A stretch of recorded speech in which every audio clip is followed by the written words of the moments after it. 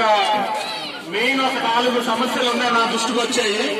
Drainage సమస్య ఒకటి main గా వచ్చింది, రోడ్డు సమస్య, కాలువ సమస్యలు కూడా అందులో ఒకటో ప్రతిగా అందరూ నాకు చెప్పారు. ఇందులో రెండోది మెయిన్, మన ఇంట్లోని ఎక్కడెక్కడైతే డ్యామేజెస్ అయ్యో అన్ని విధాలుగా డ్యామేజెస్ కూడా చేస్తాను.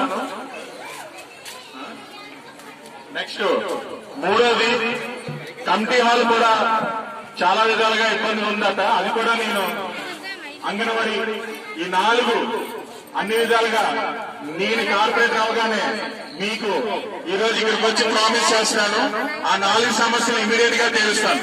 అలాగే నా విధంగా నా వరకే ఏ సమస్య ఉన్నా మీరు అందరూ వచ్చి ఏదో విధంగా నా దగ్గర సాల్వ్ చేసుకుని మీ అందరికీ తెలుసు.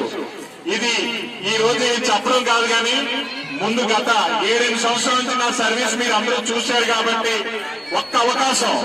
నాకు ఒక్క అవకాశం ఇస్తే ఇంకా పదవిలో లేనప్పుడే మనం ఎన్నో సేవలు చేసుకొని వచ్చాం, పదవి ఉంటే ఇంకా మంచి సేవలు చేసుకొని ఉంటాం.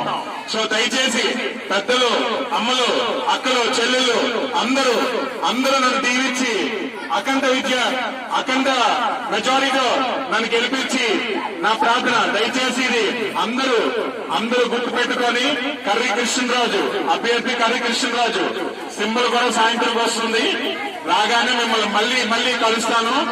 ఒక్క అవకాశం ఇస్తే